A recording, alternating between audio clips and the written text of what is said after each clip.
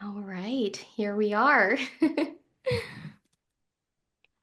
So, today we'll be talking a little bit with Angel about her new upcoming event, Turning Point, and we will also just kind of start off with a little drop in groundedness moment to make sure we're both in tune to get this conversation started.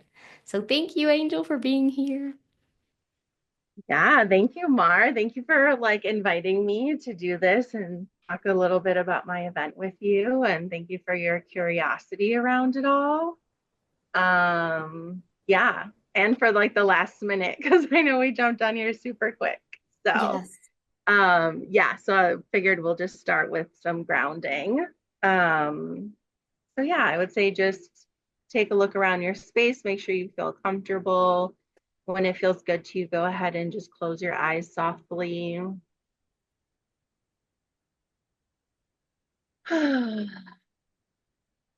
We'll just maintain regular, normal breathing, how it feels natural to you, and just bring our attention to our breath.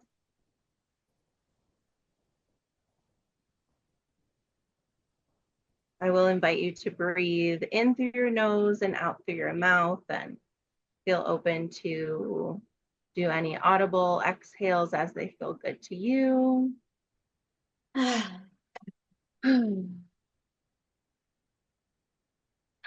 not only for grounding into this kind of meeting and chat together, but also grounding in at the start of a new week. We were both talking about having a lot going on this week and bouncing from thing to thing, just juggling a lot.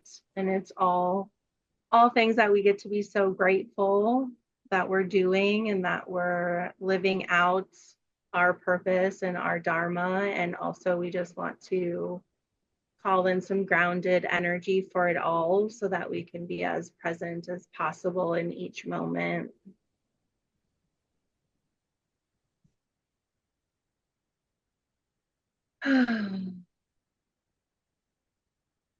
So yeah, inviting us to feel our feet firmly on the floor, feel our sit bones firmly on our seats. Bringing that awareness, I'll invite you to place your hands on your body wherever feels good to you.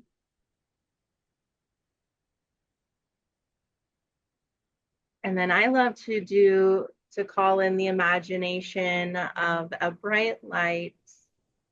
We bring our focus internally to our third eye space, just above our natural eyes in the center of our forehead.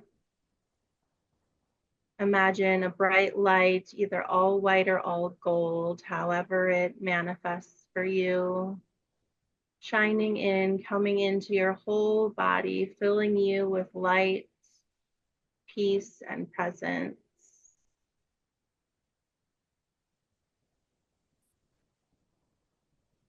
Feel it just bathing your body, both internally and on your skin. Imagining the light creating an orb, an egg-shaped orb around you that's filling up your full auric field.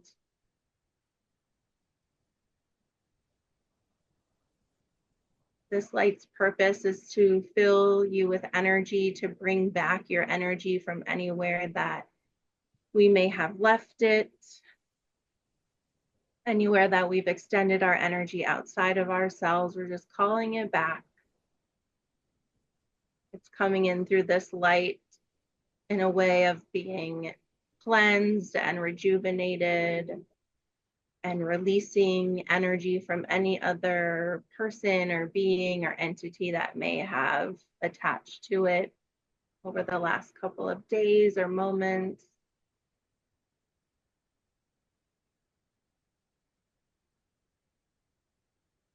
Just feel your energy coming back.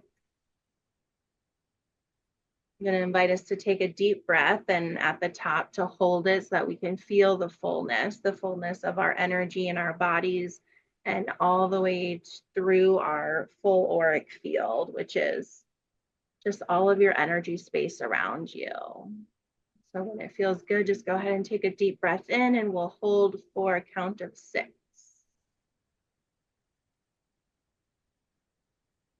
1, 2, 3, 4, 5, 6. An audible exhale.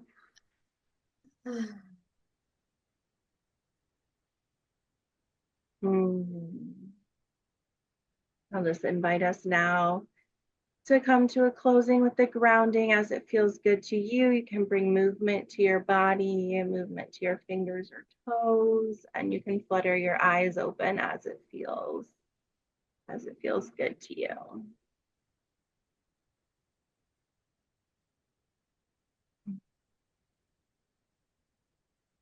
No, I feel my heart beating. I feel alive right now. Thank you.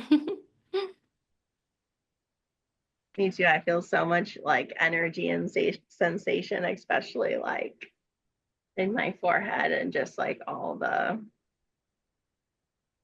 my energy back in my field, which feels really good. Yes, bringing all that energy back here and now. I feel it so much, and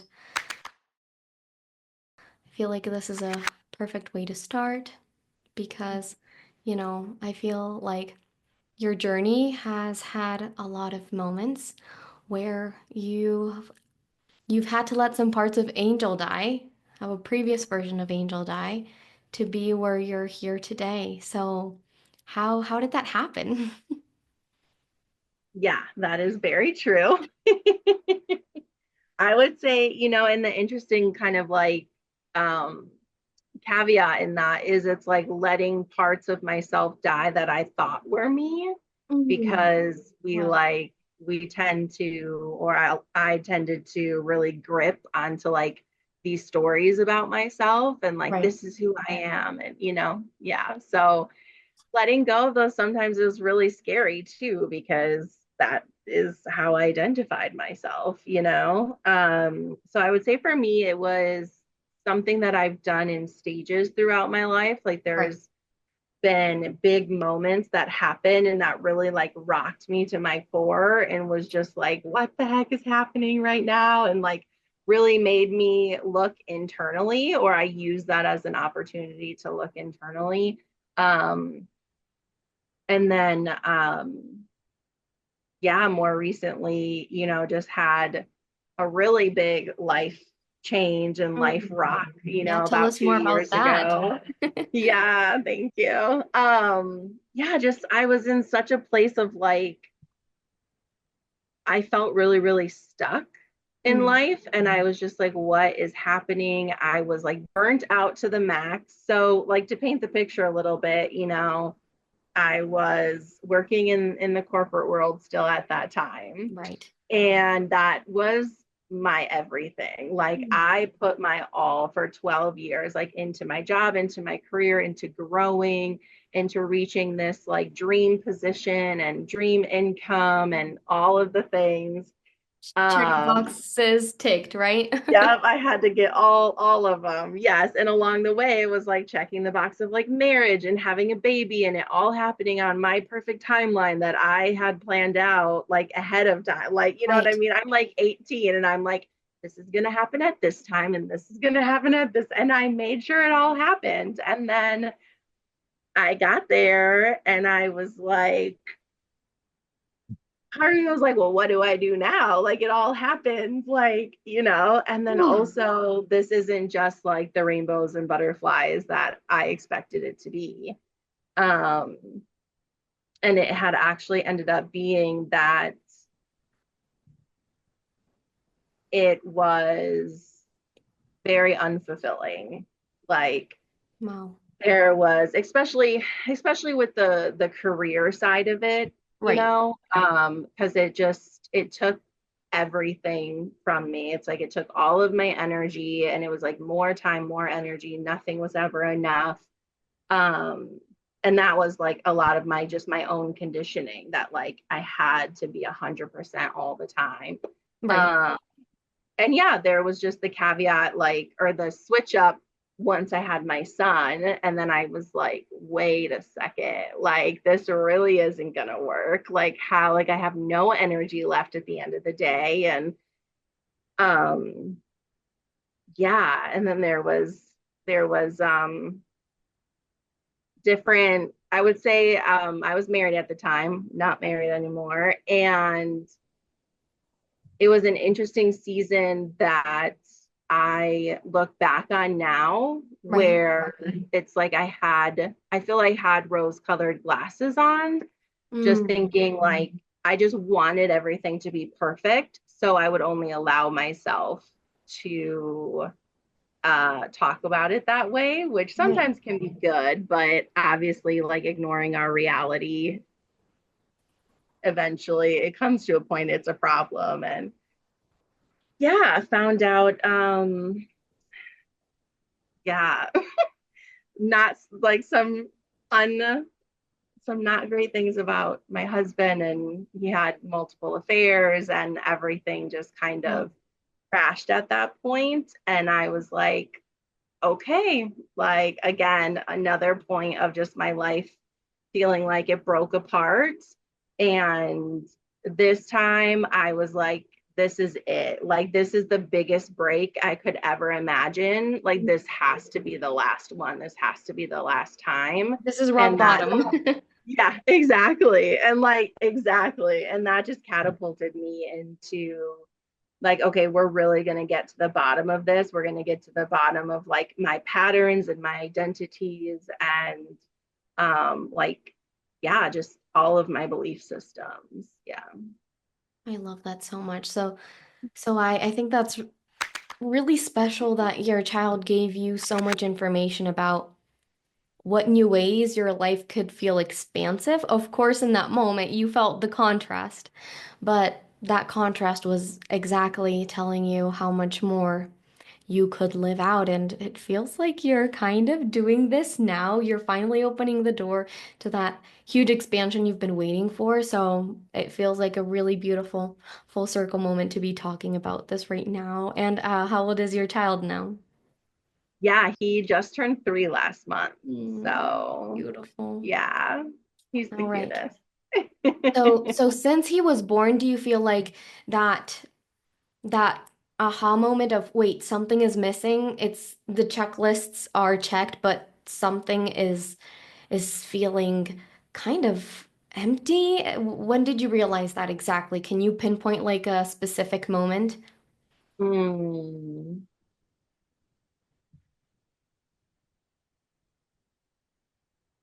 You know, it was building for so long that I don't know if I could pinpoint it. Right. There was the point where, like, he was born. It definitely started before he was born, and then him being born was like a also another big, like, okay, something has to change.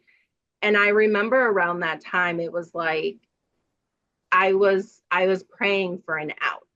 Right. Like, I would even say to people, and it was kind of like this joking thing, but it was Mm, really true too, where I was like, I just want to like check myself in somewhere mm, and just like be able to be done, like be able to have all of this weight off of my shoulders, all of this responsibility off of my shoulders.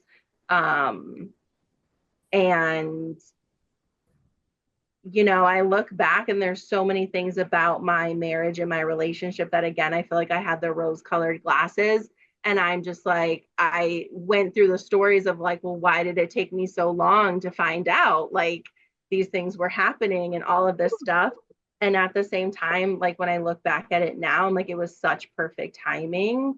mm, Um, and although it wasn't like the way that I would want, like that's definitely not the out that I wanted from right. my life, but that was definitely the catapult of like putting my stake in the ground and being like, okay, like I just can't keep pretending.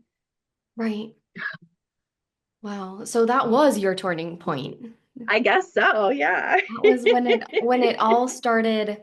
when it all started making sense. I guess when it all started not making sense, for then it'd be able to start Yeah, making sense.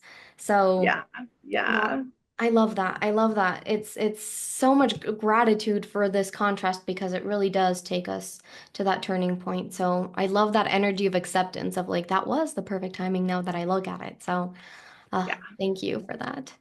So I know that you have been working a lot with David Hawking's scale of consciousness, and I feel like you just brought up a lot of really cool points there about like questioning yourself. Why didn't I realize that before? Do you feel like that question itself fits in any of those lower scales of consciousness kind of points? Tell me more. yeah. Oh yeah, fully. And I love that you brought this up because I do love talking about Good. it. Yeah, so the scale of consciousness, so definitely like the why didn't I and what's wrong with me and how did I even end up with in this situation? Yeah, I mean, all of those are questions that can reveal to us that we have an inner story and an inner narrative and a core belief system that's rooted in shame, Mhm. which when we look at, yeah, it's the lowest frequency. Like Wow. shame is the lowest possible frequency of the energy that we can hold in our body. And so when shame gets in, like gets into our systems, into our belief systems, it tends to then become very, very deeply rooted because Right. it is so heavy and it's so dense. So yeah, so it just like burrows its way down unless of course we can identify it like sooner. Um, and so that was definitely one of the big, I'd say, what's the word? Revelations, maybe? Yeah, and like systems that I was living by. Like I was just living in so much shame. Shame will bring, it will bring us to perfectionism. Like a lot of people who are in perfectionism patterns or high achieving. Like that's where all of my strife of like, I have to get to the top. I have to get every promotion. I have to be the youngest person in this position. Like all of these things that I had to do by a certain time. Right. All of that is really like the discovery is that all of that is really rooted in belief systems of shame, of like, Mm, I had to do that to counteract these stories that were telling me I was worthless. And so I was like, right. I have to prove, I have to prove, I have to prove. Um, yeah. And then even apathy is like one of the it's like shame, guilt, apathy. So it's the third to lowest like vibration. Right. And I noticed that looking back a lot too, where it's like the rose colored glasses, like apathy is like we don't want to really look at our reality. We don't want to be honest. We're kind of just like, no, it's okay. Like it's okay how it is. I'm not gonna rock the boat or It's too um painful to look, and yeah. yeah. So it definitely is painful, but it's so worth it. And so, anyways, I see a lot of that in my experience too, where it's just like I wasn't willing to look at it. And not only in this time, because like I said, I experienced many breaking points in my life. And I can see how like my apathy and not wanting to really look at things at those times too played a part where then it all came to a head. Right. And I love that we talked about how painful it can be to look and how worth it is. And how much easier it can be when we are supported, especially with this shame, because it is like a wound that often comes up in community. You know, it's normally someone somehow along the lines tells us we're not enough or that was embarrassing that we did and oh my goodness. And so it's like since these wounds are created in community, we can also heal them in community. So I just want to highlight that it is painful but it is a little less pain and a lot more fun doing it with someone else. So, how do you feel like Turning Point, your free event, can help that energy flow? Yeah, that was very beautifully said, Mark. That's so true, especially the correlation. I love the correlation you made that these, I'll just use the word wounds for the sake, it could be considered trauma or belief Right. systems, however, but I'll just say wounds. Like these woundings that we have, like you said, they happen in community. It's like there's some messaging that we pick up along the way, whether it's from a specific experience or a specific person, or it's just Right. like how we witness society in general. We Hmm. pick up these stories. And so I would say one of the key benefits with that and doing approaching like these topics and doing this work in ourselves in community, it's it creates the evidence. Hmm. Like the evidence that we can be and we should be loved and accepted exactly how we are, and that is possible. And I Right. think in our world and just society, and it's just part of the human experience, we have a lot of evidence that we're not Right. accepted, especially exactly how we are. Like we're only accepted when we meet these certain criterias. And so when we can come into a community, which is exactly like my desire in creating Turning Point, is like coming into a community that you can be your full authentic self, and you can share like the deep, deep feelings and thoughts that you have, and be met with love and acceptance. Um, like your system, I'll say like our systems need that evidence that it's possible to be Right. able to start resting in it and then accepting it for ourselves. Yeah. I love that. And you are inviting a lot of women that have already gone through this, that have been in patterns of shame and have come out of it. So it's like we have a bunch of evidence points as wonderful people coming to share their story. So I think that that's such a beautiful anchor of you could be there, we could realize it's there, and then you can want to shift that this could be your turning point. So join us in the event to help that move more. I love this thing that Bonnie told me to help it move with more grace, ease, and beauty, I believe it was. And it's exactly what I feel like you holding this space is gonna do. So I want to really tap into the energy of maybe someone that's like, I would love to join this, but I don't know where shame is. Like, what is that? How do I know if I have that? And just just like this might be the medicine for you, but you don't know it's for you kind of energy. So Mhm. I wanted to take this beautiful book, Dare to Lead by Brene Brown, where she talks a lot about perfectionism and shame.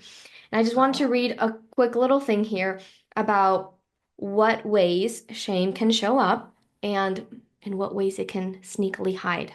So here we say um, perfectionism, we already covered that one, gossiping, comparison. This is such a huge one. Self-worth tied to productivity. Oh. Discrimination, bullying, blaming, teasing, cover-ups. So these are all shoes. These are all behavioral cues that shame is present. Oh my goodness. Tell me what that feels like. Like, where were we hiding? Yeah. Thank you for reading that. That's powerful.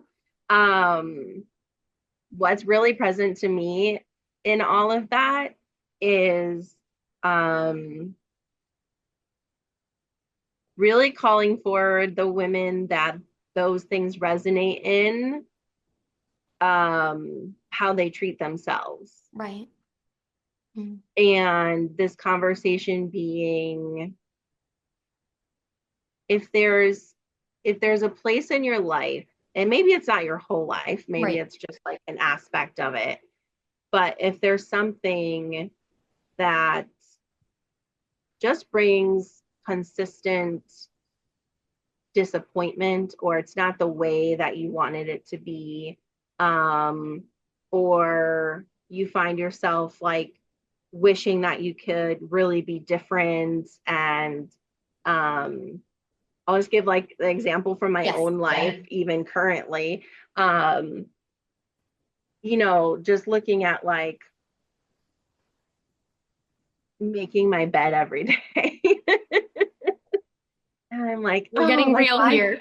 Yeah, yeah, like, oh, like why can't I do that? Like I really want to do it, and like, whatever. And that's such a minor thing, but um it relays just when we feel stuck around there's this thing that I desire, there's this thing I know I want, but I'm stuck and it's not like I'm not getting there and I don't know why. Um and so we end up with feelings of like disappointment and um that feeling lost or that feeling stuck. Mhm. um for me, my experience, because before I really discovered and did all of this work, you would have read that to me and I'd be like, yeah, I don't I don't do bully, any I of don't that. gossip, I don't, whatever. And like, I'm not a perfectionist. Like, I just like to be good at things. Like, I just work hard. Like, Right. What you about that know, one about self-worth being tied to being productive? You wouldn't have identified with that either?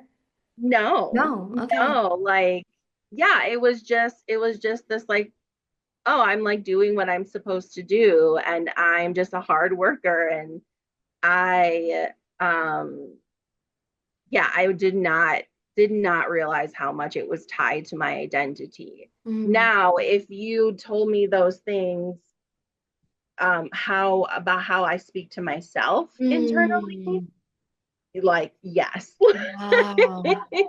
Like I was very much a bully to Whew. myself and very much like, you know, why didn't you get that right, or why didn't you do that right, or Mm. we got to be, just like the hypervigilance. Like hypervigilance, I think too, is a huge sign of shame based belief systems. And anxiety and depression, like I have struggled with those hugely my entire life. And um there's a lot of really great things in the medical world around all of those things, and they Mm. have helped me tremendously.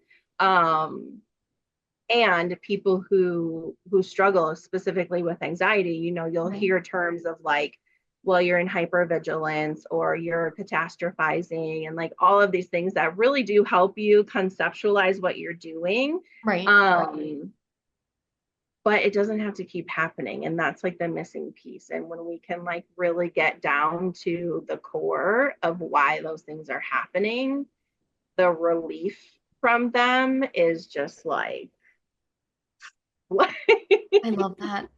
And I know that yeah. it might be very scary for women that are struggling with this to be like, oh, yeah, I'm going to go forward in this process because I feel like there is a fear that can come up easily that I felt myself. It was, okay, so if I'm not a perfectionist anymore, then I'm just going to be really mediocre. I'm just going to kind of show up and kind of try. But I think the beautiful thing is that seeing your testimonial and like what you're doing, you're still bringing on so much beauty. You're still working very hard, but I fully believe in my heart that it's coming from such a different intention. It's Mm, not coming from this is going, this achievement, this award, this XYZ is going to prove that I'm worth it to myself and to others. But I think now you're doing this from a place of overflow, and I've learned so much from this. And yes, I am going to work hard and keep showing up the best that I can because I want to serve. I want to be a light, a guiding light, and so I just want to want to like first give you some praise, but also help wiggle out that fear of, leaving the shame and perfectionist behind is going to make you mediocre. Not at all. It's going to help Mhm. you dive deep in your purpose. So tell us a little bit more on that, like your experience. Yeah, you have such great questions. It also can bring you to a place of like what you're doing really fuels you and Mhm. really lights you up. So, Right. like I was saying before, in my job and everything was like perfectionism and performance and, external validation. Um, it drained all of my energy and I had nothing left for myself. I had nothing left for my marriage, my Mhm. son, all of this played a factor. Right. And now I can bring these things to life and do the things that I know. It's like I actually know that I'm called to do this now. It's not just something that I'm doing because I'm checking a box. Mm. Like this is deeply, deeply rooted in me of like, this is the thing that like God has brought you here Mm. to do. And so I have such a different energy of like it's not going to burn me out because it creates energy within me as well. Right. And I'm also very dedicated now because I know what burnout is. And so I'm very dedicated now to like knowing how to take care of myself to prevent that as well. And there was something else.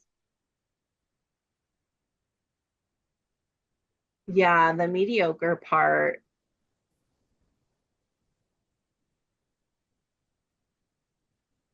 that really hits. That really Mm. hits. And I love that you identified that because I think that is a lot of people's there that fear does can come up for a lot of people. Yeah. And it has definitely come up for me throughout my processes. And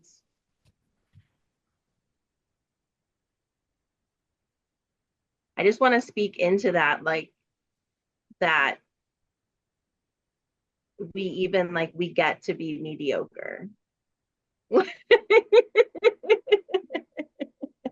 And there's so much that we could dive into around that. Yes. Um, but yeah, even that is like, okay, like, well, what does being mediocre mean? And what does that mean about you? And is that a bad thing? And, et cetera, et cetera. Like, there's so much like shadow work we could do around it too. But I love that.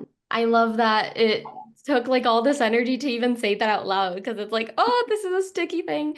But I love that you put that into words and claimed that because it's like, okay, well, if you're in a winter of your life, if you're in a dark spot of your life, are you saying you're mediocre because you're doing 60%, even though your body's telling you 55? In that case, you're actually overachieving, right?